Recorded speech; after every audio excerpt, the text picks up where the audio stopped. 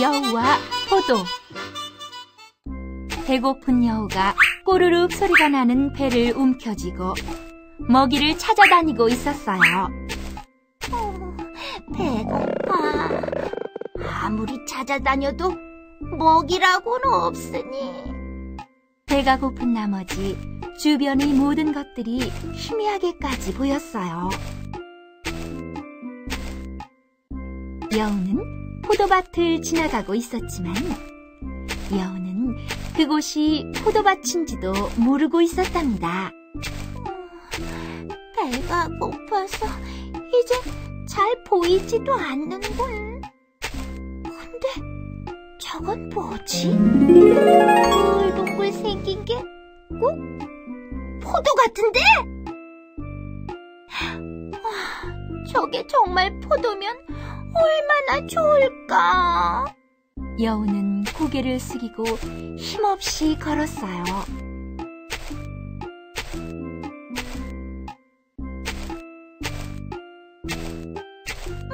이게 무슨 냄새지? 순간 여우는 포도 향기에 정신이 바짝 들었어요. 정말 포도밭이잖아? 우와, 주렁주렁 많이도 열렸네. 꿀꺽. 생각만 해도 군침이 도는걸? 여우는 포도밭을 바라보며 침을 꿀꺽 삼켰어요. 그럼 얼른 먹어볼까? 여우는 포도송이를 향해 펄쩍 뛰었어요. 그러나 포도송이가 너무 높이 달려있어 여우가 먹기에는 힘이 들었어요. 여우는 다시 한번 포도를 향해 펄쩍 뛰었답니다. 그러나 닿을 듯 말 듯 하면서도 여우는 포도를 따지 못했어요. 수없이 계속 폴짝폴짝 포도를 향해 뛰었지만 그때마다 여우는 계속 허탕만 쳤어요.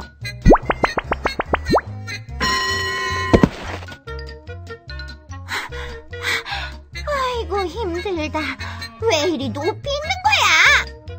아무리 애를 써도 포도에 닿질 않으니 먹을 수가 없네. 여우는 포도를 바라보며 한참 동안 고민을 했어요.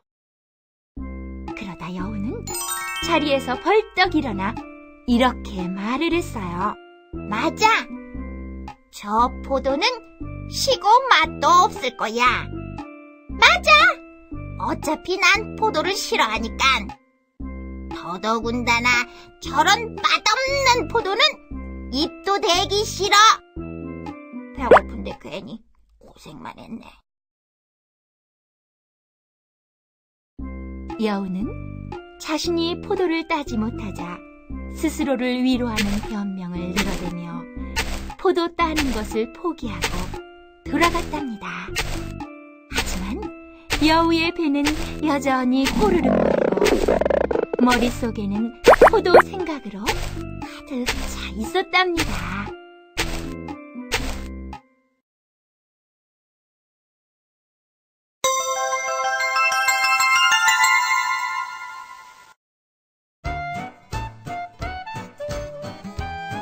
여우와 나무꾼.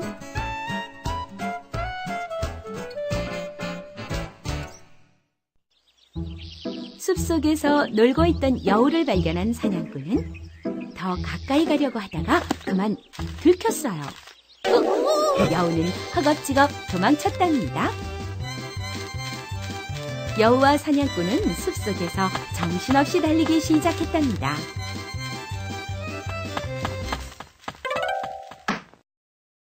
그러다가 여우는 커다란 나무 밑에서 나무를 하던 나무꾼을 만났지요. 여우는 나무꾼에게 사정했어요. 나무꾼님, 제발 절 좀 도와주세요. 사냥꾼이 저를 잡으려고 해요. 나무꾼은 얼떨결에 커다란 나무 뒤를 손짓했답니다.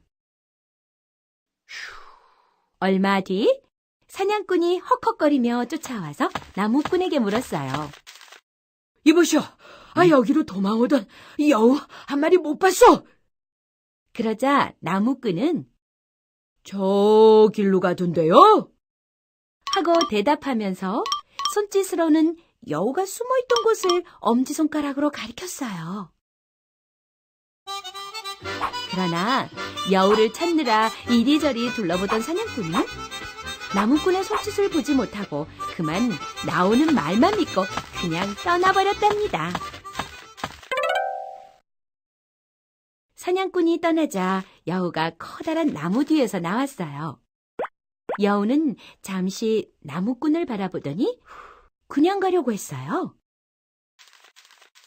그러자 나무꾼은 여우를 책망했어요. 이 은혜도 모르는 녀석아!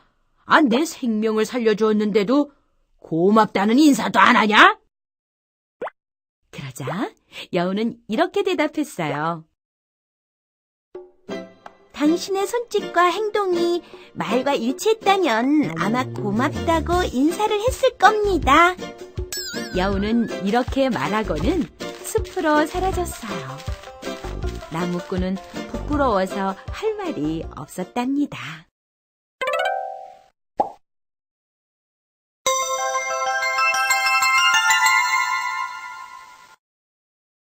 여우의 바른말.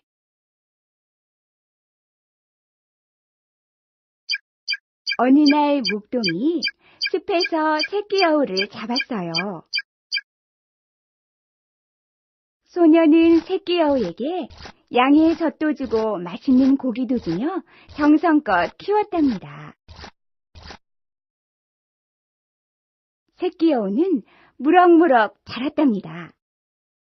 몇 달 후 새끼 여우는 커다란 어른 여우가 되었지요.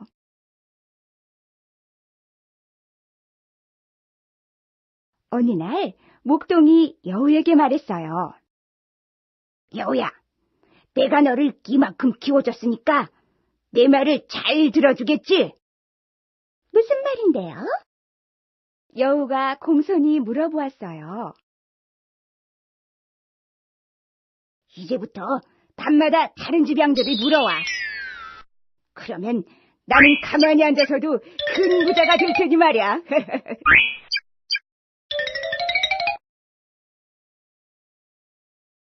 그러자 다 큰 여우는 두 눈을 꿈뻑거리며 한참을 생각하더니 이렇게 말했답니다.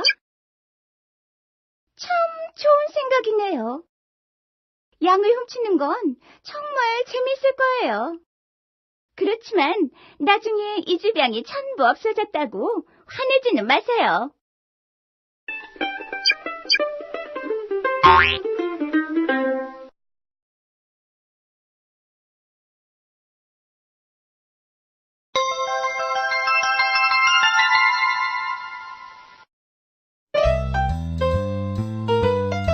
황금알을 낳는 거위.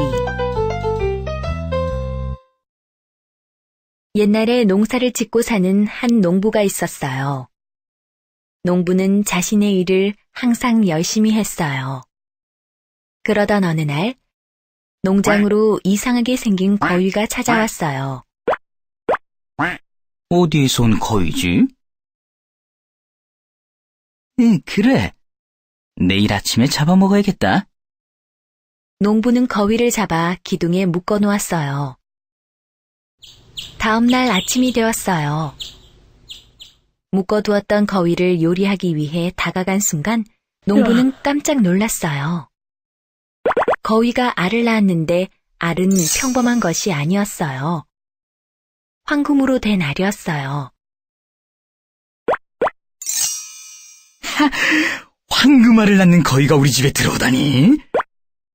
농부는 싱글벙글 기뻐했어요. 농부는 다음 날에도 또 그 다음 날에도 아침만 되면 황금알을 얻을 수 있었어요. 농부는 시장에 가지고 가서 황금알을 모두 팔았어요. 사람들은 너도 나도 황금알을 사려고 난리였어요. 꾀가 난 농부는 농사짓기가 싫어졌어요. 옳지. 아마 저 거위의 뱃속에는 엄청 많은 황금이 들어있을 거야. 겉은 보통 거위 같지만 황금알을 낳잖아. 농부는 결심했어요. 조금씩 부자가 되기보다는 빨리 부자가 되고 싶었던 거예요. 농부는 집으로 돌아와 거위의 배를 갈랐어요. 그러나 뱃속에는 아무것도 없었어요. 아니, 이럴 수가. 하지만 후회해도 때는 이미 늦었어요. 거위는 이미 죽었거든요.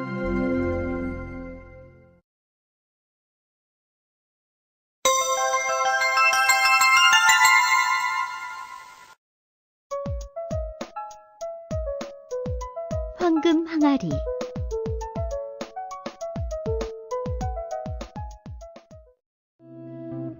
구약 성서에는 인류의 첫 번째 여자는 아담의 갈비뼈 한 개를 뽑아 만들었다고 쓰여 있습니다. 로마의 황제가 어느 날 라삐의 집을 방문했습니다. 글쎄 내 말 좀 황제는 라삐에게 들어보게. 말했답니다. 하나님은 도둑이란 말이야. 어째서 남자가 잠자고 있을 때 그의 허락도 없이 갈비뼈를 훔쳐갔나? 그러자 옆에 앉아있던 라삐의 딸이 말참견을 했습니다. 폐하의 부하를 한 사람만 빌려주십시오. 좀 곤란한 문제가 생겨서 그것을 조사시키고 싶어서 그럽니다. 그거야 어려운 건 아니지만 그 곤란한 문제란 대체 무엇인가? 사실은 어젯밤에 도둑이 들어와서 금고를 훔쳐갔습니다. 그런데 뭐? 도둑은 그 대신 황금 항아리를 놓고 간 것이에요. 뭐라고? 황금 항아리를 놓고 갔다고? 네, 참 이상한 일이죠. 그래서 좀 조사를 해보려고 합니다. 하하. 황제도 이상하다는 듯이 고개를 갸우뚱거리면서 말했습니다. 그거 참 부럽구나. 그런 도둑이라면 내 궁전에 매일같이 들어왔으면 좋겠구나. 그러자 라삐의 딸은 이렇게 말했습니다. 그러실 것입니다. 하지만 그것은 잘 생각해보면 아담의 몸에서 일어난 일에 비유할 수 있지 않을까요? 하나님께서는 갈비뼈 한 개를 훔쳐가셨지만 그 대신 이 세상에 여자를 남겨놓으셨으니까요.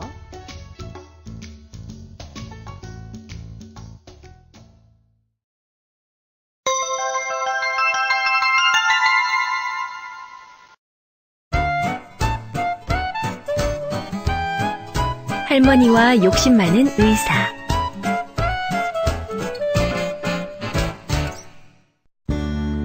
옛날에 아주 부자인 할머니가 살았어요. 그런데 할머니는 눈이 나빠 잘 볼 수가 없었답니다. 아휴, 이런. 점점 눈이 안 보여서 큰일이군.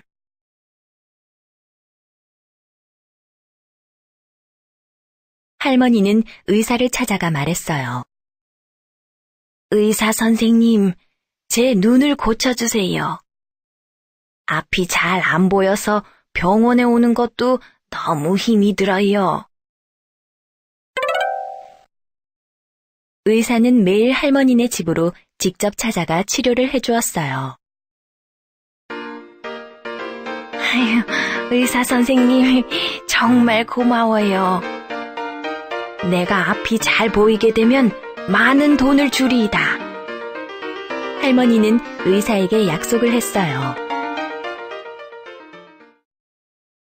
할머니의 집에는 좋은 가구들이 아주 많았어요.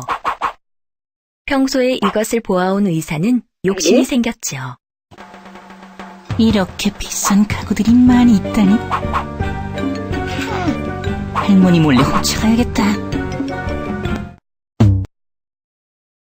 다음날 의사는 할머니의 눈에 붕대를 감아주었어요. 그리고는 할머니네 집에 있는 비싼 가구들을 훔쳐갔어요. 그러나 할머니는 이 사실을 몰랐지요.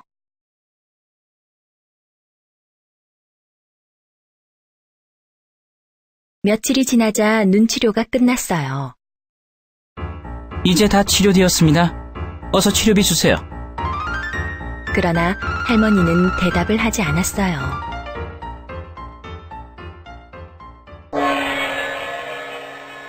할머니, 치료비가 다 끝나면 많은 돈을 주신다고 했잖아요. 의사는 언성을 높이며 말했지만 할머니는 한마디도 하지 않으셨어요. 화가 난 의사는 할머니를 고소하였어요. 이윽고 판사가 할머니에게 물었지요. 눈 치료가 끝나면 많은 돈을 주겠다고 약속하셨지요. 그러자 할머니는 약속했습니다. 앞이 보이게 해주면 치료비를 주겠다고 약속한 건 맞지만 치료를 받고 나서 눈이 더 나빠졌어요. 그러자 의사가 말했어요. 돈을 주기 싫어서 거짓말을 하는 거예요. 할머니는 다시 진지하게 말했어요. 진짜 안 보여요. 예전에는 집안의 가구가 다 보였는데 이제 하나도 보이지 않는단 말이에요. 그 말에 의사는 더 이상 치료비를 달라고 할 수가 없었답니다.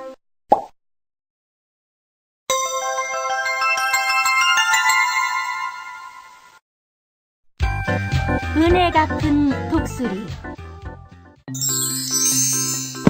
무더운 여름날 농부가 열심히 밭에서 일을 하고 있었어요. 그런데 저 만치에서 후두덕거리는 소리가 나질 않겠어요? 이게 무슨 소리지? 농부는 일을 하다 말고 소리나는 곳으로 달려갔어요. 그곳에는 덫에 걸린 독수리가 파닥거리고 있었던 거였어요. 이런 가엾어라. 덫에 걸려 날 수 없게 되었구나. 하늘의 왕자인 독수리도 덫에 걸리면 어쩔 수 없는 게로구나. 내가 구해줘야지. 농부는 독수리에게 다가가 덫을 풀어주었어요. 그러자 독수리는 커다란 날개를 펴며 하늘로 날아갔어요. 잘 가라, 독수리야. 다음부턴 조심해야 된다. 독수리는 농부의 말을 알아듣는 듯 농부의 주위를 맴돌다 하늘 높이 날아갔어요. 참 멋진 새로구나. 어이쿠, 내 정신 좀 봐. 얼른 일을 해야지. 농부는 환한 미소를 지으며 다시 밭으로 향했어요. 어느 날 농부는 낡은 처마 지붕 밑에서 쉬고 있었어요. 그런데 갑자기 독수리가 날아와 농부의 모자를 낚아채 가는 것이 아니겠어요? 아니, 저 못된 독수리가? 이 녀석아! 당장 내 모자를 내놓지 못하겠느냐? 화가 난 농부는 독수리를 쫓아갔어요. 그러나 독수리는 농부의 모자를 물고 멀리 달아나다 저 만치에 보이는 커다란 나무 아래에 모자를 살짝 내려놓았어요. 독수리를 쫓아온 농부는 모자를 집으며 독수리를 바라보았어요. 이런 못된 녀석! 바로 그때였어요. 조금 전 농부가 앉아 쉬고 있던 처마 지붕이 그만 와르르 무너지는 게 아니겠어요? 깜짝 놀란 농부는 그 광경을 바라보며 그만 넋을 잃고 말았어요. 이런, 하마터면 큰일 날 뻔했네. 오라, 저 독수리가 나를 구해주기 위해서 일부러 내 모자를 빼서 달아난 거구나. 농부는 독수리에게 손을 흔들어 고마움을 표시하며 환한 미소를 지었어요. 농부의 목숨을 구해주며 은혜를 갚은 독수리는 농부 주위를 맴돌다 하늘 높이 날아갔답니다.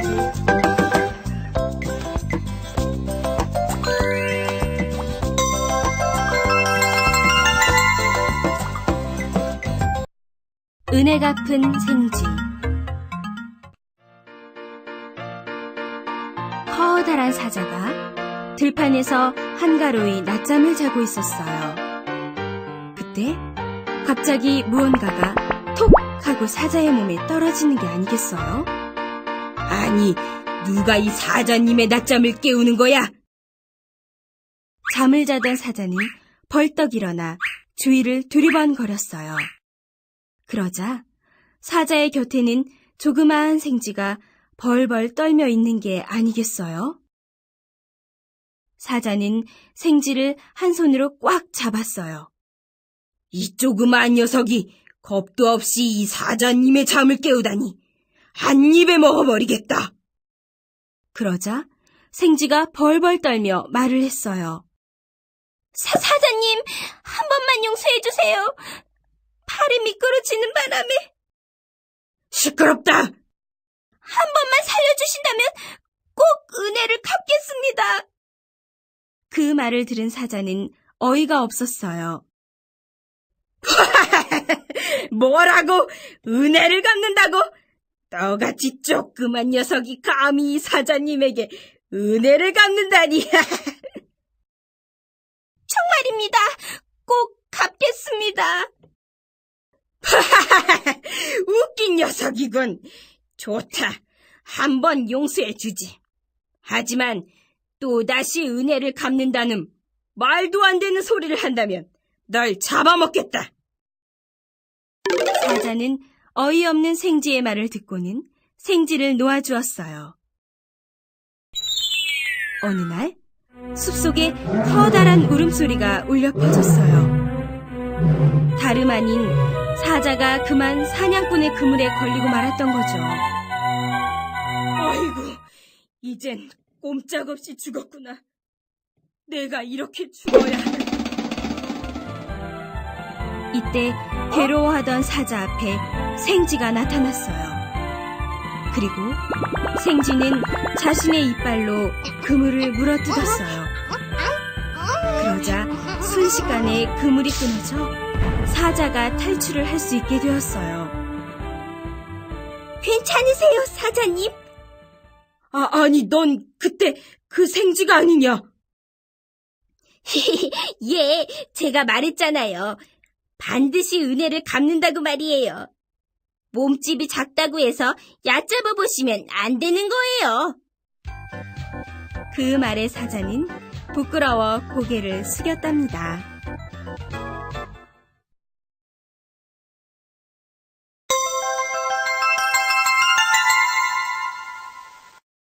욕심꾸러기 소년.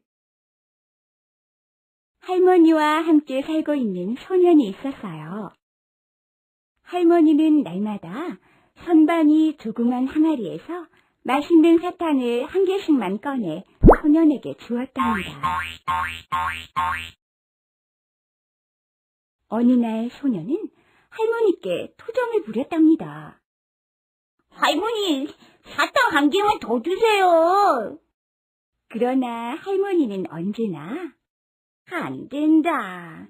하루에 한 개씩이다. 내일 또 주마. 하고는 다시 사탕 항아리를 선반 높은 곳에 올려놓곤 했어요. 할머니가 시장에 가시자 소년은 항아리 속의 사탕이 또 먹고 싶어졌어요. 어렵게 겨우겨우 항아리를 내린 소년은 뚜껑을 열고 손을 들이밀었지요. 맛있는 사탕을 마음껏 먹고 싶었던 소년은 욕심껏 사탕을 한 주먹 쥐었습니다. 그런데 이를 어쩌지요? 항아리의 입구가 너무 좁아서 손이 빠져나오지 않는 거예요. 소년은 철절매다가 엉엉 울기 시작했습니다. 그때 할머니가 시장에서 돌아왔습니다. 할머니는 항아리 속에 손을 넣고 빼지 못하는 손자를 보고 미소를 지으셨습니다. 무엇 때문에 울고 있는지 다 알고 있었지요. 할머니는 웃으면서 말씀하셨습니다. 인서가 너무 욕심을 부리면 그렇게 혼이 나는 법이다. 손에 쥐고 있는 사탕을 놓아보렴. 그러면 손을 뺄 수 있을 게다. 소년은 욕심껏 쥐고 있던 사탕을 놓았습니다. 그러자 항아리에서 손이 쑥 빠졌답니다.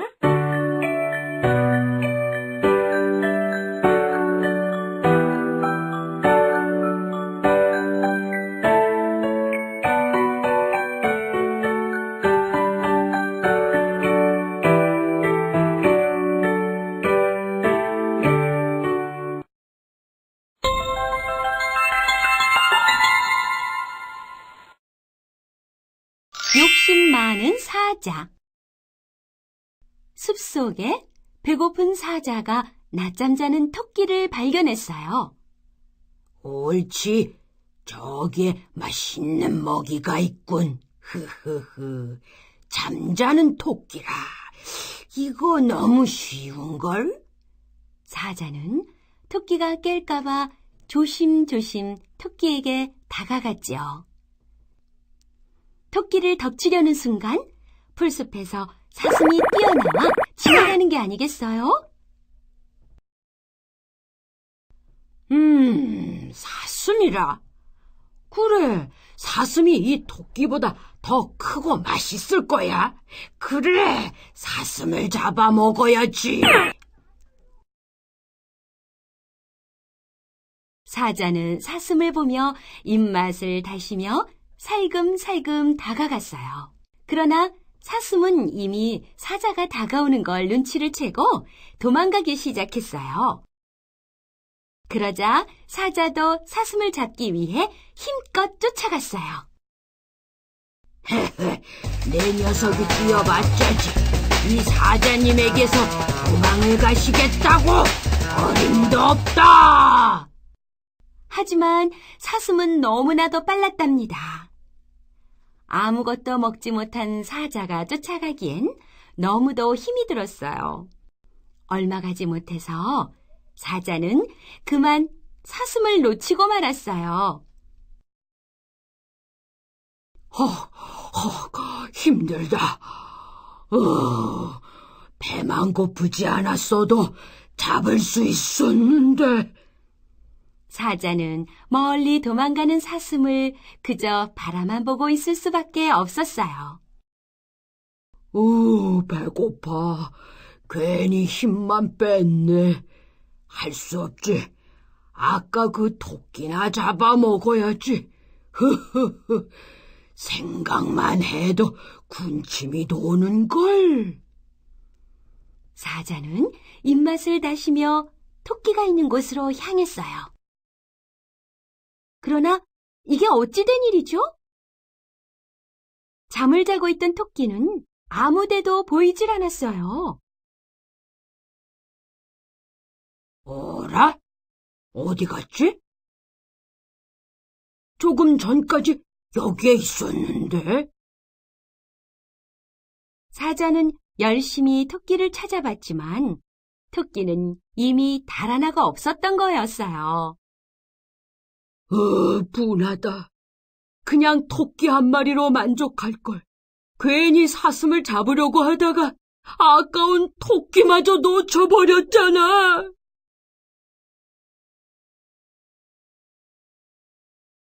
욕심을 부린 사자는 꼬르륵 소리가 나는 배를 움켜쥐고 그만 쓸쓸히 집으로 향했답니다.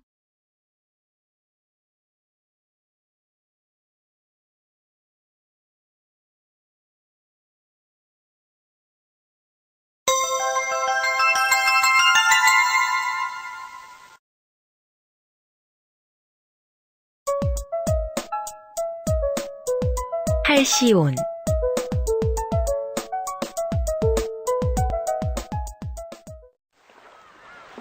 할시온은 우리가 알고 있는 물총새를 말해요. 원래 할시온은 고독을 사랑하며 항상 바다 위에서 사는 새였어요. 할시온은 인간 사냥꾼으로부터 스스로를 보호하기 위해서 바닷가 절벽 위에 둥지를 틀고 살았어요. 어느 날 곧 알을 낳을 것 같은 할시온이 절벽 근처를 날아다니다가 절벽 가운데 바다 쪽으로 툭 튀어나온 바위를 발견했어요. 할시온은 기뻐했답니다. 바로 저기야. 저기라면 우리 새끼들을 안심하고 키울 수 있을 것 같아. 할시온은 곧 태어날 새끼들을 위해 둥지를 아늑하고 예쁘게 지었어요. 그리고 드디어 새끼들이 태어났지요. 할시온은 새끼들을 위해 먹이를 구하러 종종 나가곤 했어요. 그러던 어느 날이었답니다. 할시온이 먹이를 찾으러 간 사이에 갑작스레 폭풍우가 불어닥쳤어요. 강풍에 밀린 파도가 치솟아 올랐고 둥지가 있는 바위까지 물이 밀려들었어요. 결국 둥지는 물에 가득 차서 어린 새끼들은 죽고 말았어요. 할시온은 죽은 새끼들을 보고 허탈해하며 말했어요. 난 참 지독히도 재수가 없구나. 땅이 사냥꾼들을 믿지 못해서 바다 위에 둥지를 틀었는데 바다엔 더 크나큰 배신이 숨어있을 줄이야. 할시온은 바다를 바라보며 원망했어요. 하지만 아무 소용도 없었답니다.